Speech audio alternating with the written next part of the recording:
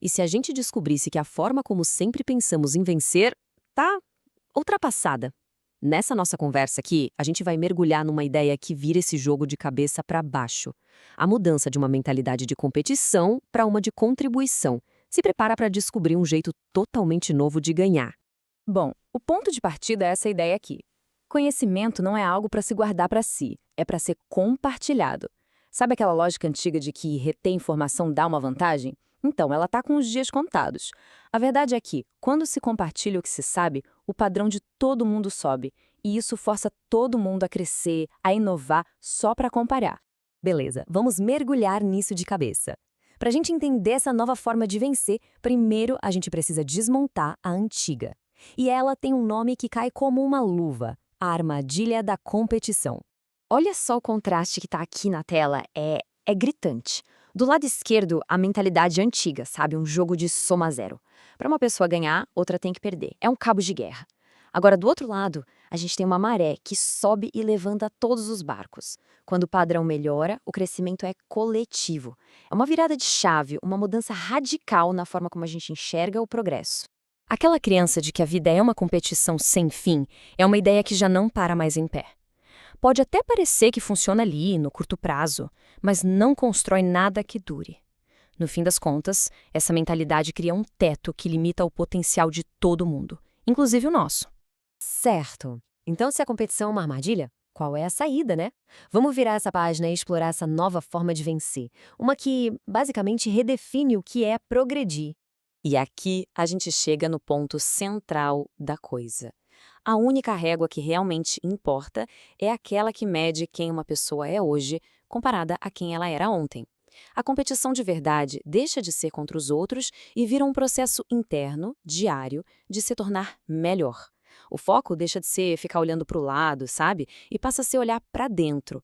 E isso leva a gente para uma nova definição do que é progresso de verdade. Não é algo que se conquista sozinho, no isolamento. Muito pelo contrário, ele se espalha, ele contagia. Quando uma pessoa doa seu tempo, seu conhecimento, ela não fica menor, ela se expande. O crescimento vira uma experiência compartilhada. E essa ideia toda nos leva para uma conclusão bem forte. Ajudar os outros a crescer é um sinal de força num nível muito mais alto. Ensinar não esvazia o próprio copo. Na verdade, aprofunda o próprio entendimento, reforça o que já se sabe. É a força usada com inteligência, na prática. Mas vamos com calma. Essa mudança de mentalidade não é um passe de mágica. Não é fácil. Existe um custo, sabe? Um preço a ser pago pelo progresso de verdade. Vamos ser sinceros aqui. Crescer dói, não é confortável. Para evoluir, é preciso deixar para trás velhos hábitos, crenças, padrões, tudo aquilo que deixa a gente estagnado. E largar tudo isso? Pois é, pode ser bem difícil sim. Esse processo de se reconstruir pode ser visto em 3 passos básicos. Primeiro, questionar tudo. Segundo, quebrar, desmontar as versões antigas de si mesmo. E terceiro, se reconstruir, mas agora a partir de uma base mais forte. Aquilo que muitas vezes parece que está desmoronando, na verdade são as peças se encaixando de um jeito novo, muito mais sólido. Certo. Mas como é que isso acontece na prática, no nosso dia a dia? A resposta não está em grandes gestos, em atos heróicos, mas sim no poder quase invisível das pequenas ações de todo dia. O verdadeiro embalo, sabe? Ele não vem de um momento de filme que muda a vida da noite para o dia. Não, ele começa pequeno. É como aquela gota d'água que, de pouquinho em pouquinho, enche o balde. São essas ações, muitas vezes ignoradas, que constroem a base para a mudança de verdade. E que blocos são esses? São essas coisas do dia a dia, que a gente está vendo aí. O jeito de lidar com as responsabilidades, o cuidado com o lugar onde se vive, a atitude que se tem quando ninguém está olhando e, claro, o jeito que se trata as outras pessoas.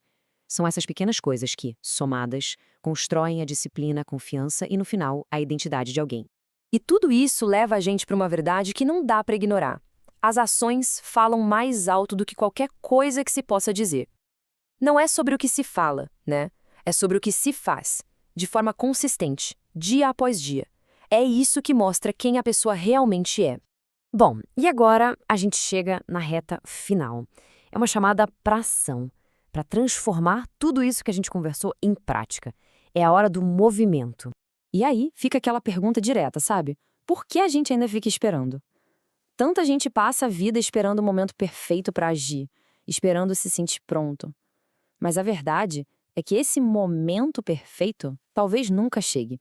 E aqui a gente derruba um dos maiores mitos que existem sobre crescimento. A gente acha que precisa ter clareza para depois agir, né? Mas é o contrário. A clareza não vem antes da ação. Ela é o resultado da ação. Ninguém descobre quem é ou do que é capaz se fica parado. É no movimento, na tentativa, no erro, no aprendizado. É aí que a gente se encontra.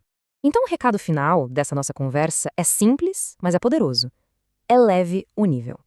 E puxe outras pessoas junto. Porque essa sim é a nova forma de vencer.